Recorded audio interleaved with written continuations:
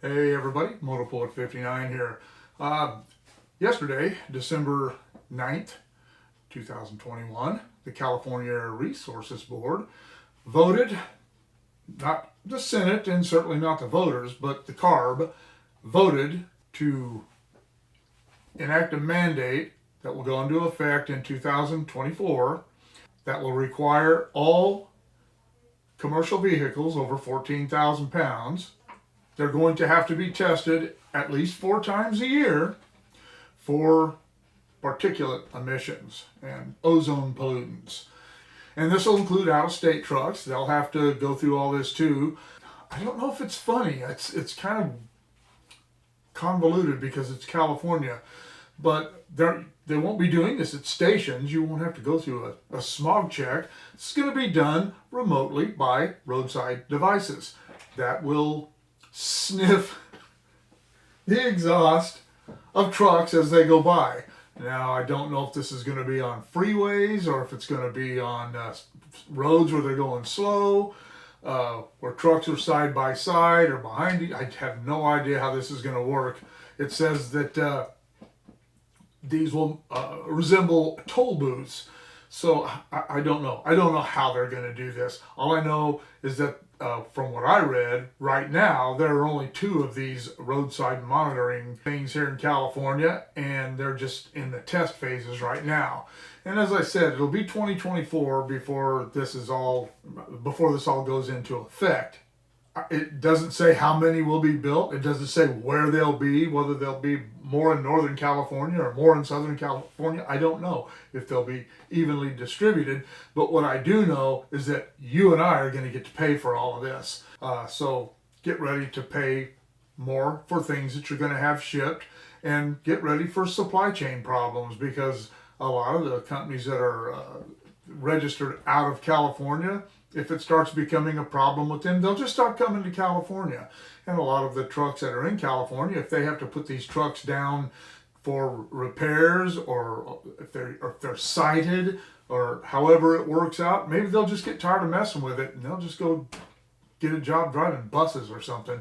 There's an old saying, if you got it, a truck brought it. You know, the trains can bring this stuff into a yard or into a spur track, but it has to be put on a truck and taken somewhere else. One of the things about this is at least nobody is saying that this is about climate change or global warming. This is about saving lives. This is about reducing healthcare costs. And when I say saving lives, I don't mean from trucks running into cars. I mean from all this pollution trucks are putting out. They say that by 2050, this will save 7,000 lives and $75 billion in healthcare costs. I actually went and did some research, not a lot. I didn't spend too long on it, trying to find numbers, trying to find stats to back up those numbers. And I couldn't find anything, because I'm sure that no such numbers exist if you went back the last 30 years, because they're saying this is going to happen in the next 30 years. So if you went back to 1990, there should be 7,000 people who have died because of truck pollution. Not just pollution in general, not car pollution or cow farts, but truck pollution. So I don't know how they separate that. I don't know where they get that number. It's like I said, no stat exists that can back up those numbers. This is stuff they're just throwing out there. $75 billion in 30 years, that's actually not very much money. Sounds like a lot when you just say the number, but considering that Obamacare is going to cost trillions of dollars over the next 10 years, that's not a very big number. But the uninformed, low information Democrat voter base, the generation coming up, and the people in Sacramento who are so indebted to the environmental lobby, they don't care about those numbers. And the Democrats have really never cared about facts or stats or anything. They just toss stuff out there. It's like that old commercial, I don't even know what it was about anymore, where the guy says 50% of statistics are made up half the time. That's about the way it is. Throw something out there. If it sticks, use it. If it doesn't, blame it on the Republicans, particularly on Donald Trump.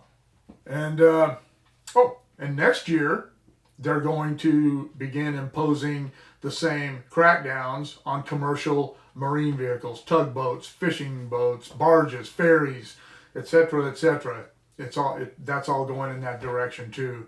So get ready for issues where all that's concerned. More supply chain issues. Get ready for all that. And at least they're giving us a few years to get ready for it. So I don't know.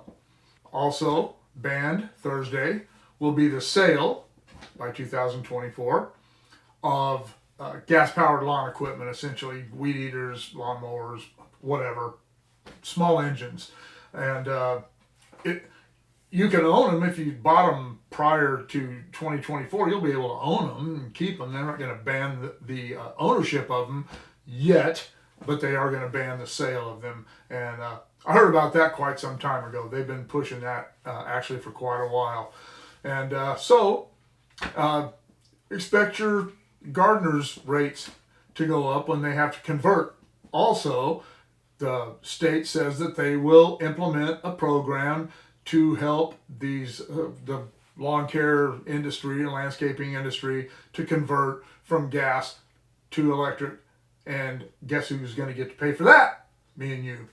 And by 2028, gas and diesel generators will no longer be able to be sold in the state of California. And I don't have a problem.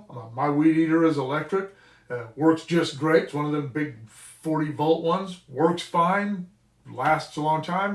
But I know people who, I've got a small yard, but I know people that's not going to be an inexpensive option for people who do their own yard work and have these half-acre places where they have ride-on mowers, and you can bet these battery-operated ones are going to replace these are going to be very expensive. The gas ones are very expensive, and I don't know. It's all a bunch of ridiculousness and posturing by the Democrats to curry favor with the new generation who don't understand any of this, and with the environmentalists, as I've said a million times, to whom they're so deeply indebted. What do you think? Let me know in the comments below. Shoot me an email at motopoet59@gmail.com. Like, share, subscribe. Click on the bell if you want to be notified of future content. We'll see you all later.